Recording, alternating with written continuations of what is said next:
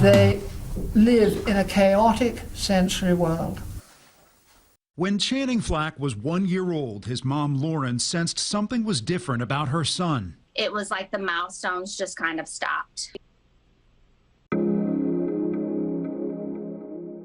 So how do you develop a tool that can precisely measure behavior in an accurate way that could pick up on really subtle signs in many cases early in life? Autism spectrum disorder is 1% worldwide. 1 out of every 10 childbirths is diagnosed with autism. It will interest you to know that autism is a neurodevelopmental disorder that affects communication, relationship, and how these children behave.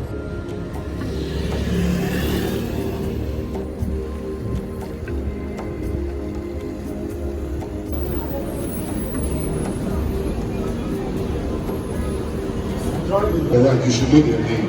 Yes. There's some people who haven't said hello to anybody. Why?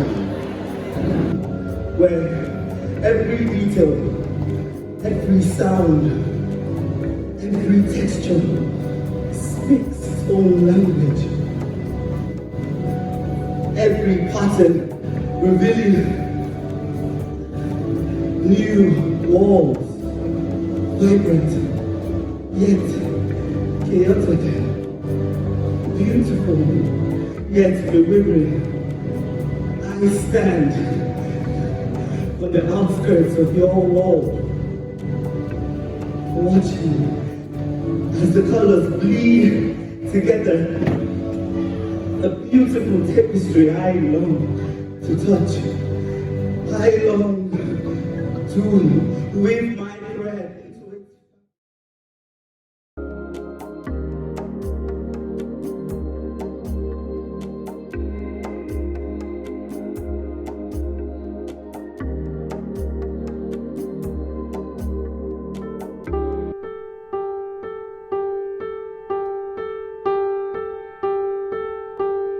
So that the messages and information which come in are interpreted wrongly. So their perception of reality is different to our perception of reality. Now that is really, really important, because one of the problems we have is that we tend to assume that other people's perception of reality is... Well, one of the students that we find the hardest to communicate with. Mm-hmm. That's one of the reasons why obviously Phoebe's here.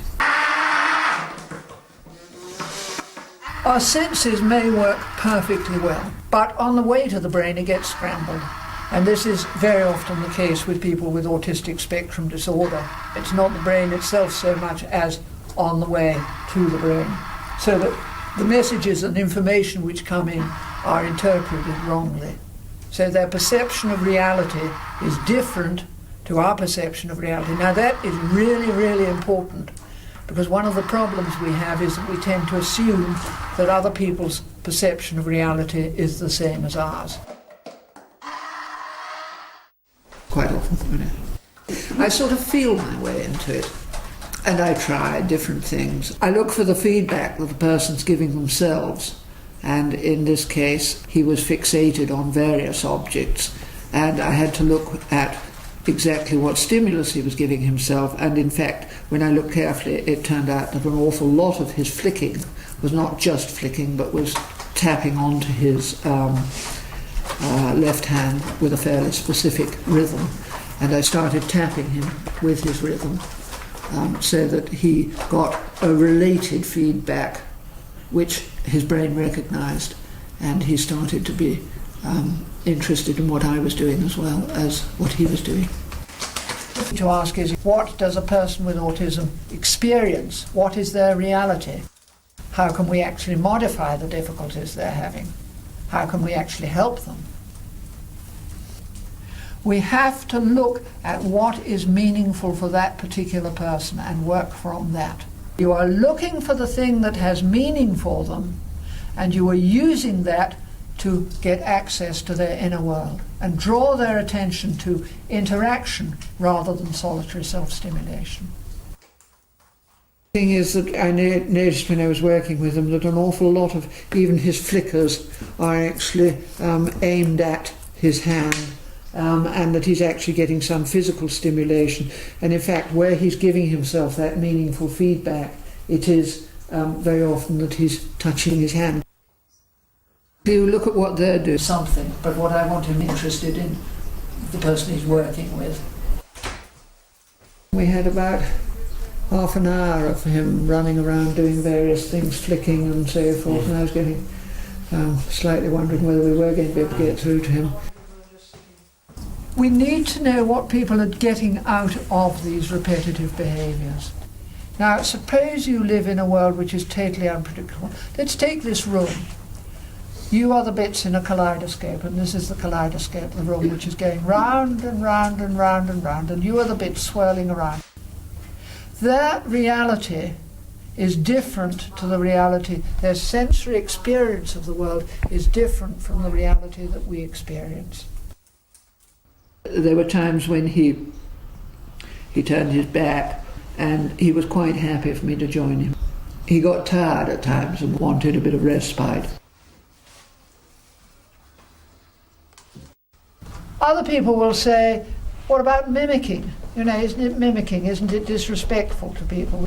There is a very, very long distance between mimicking a person, which is unpleasant, to valuing a person so much that you take the trouble to learn their language so that you can talk to them.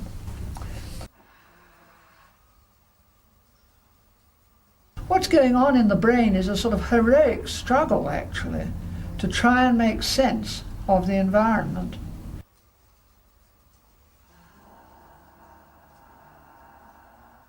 He was focusing mostly on a bead, so I put a bead on my string, and immediately that I started to get the bead on my string, he really started to focus in on it.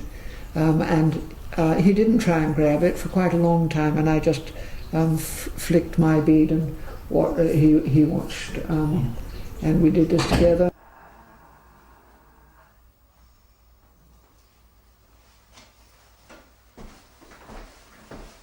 The interaction is more than just the way we talk to each other. It's a sort of flow which you get, which is almost a sort of bonding. Interactive way, and smiling, and then I blew in one of his ears as his head was turned away, and he turned round for me to do the other one.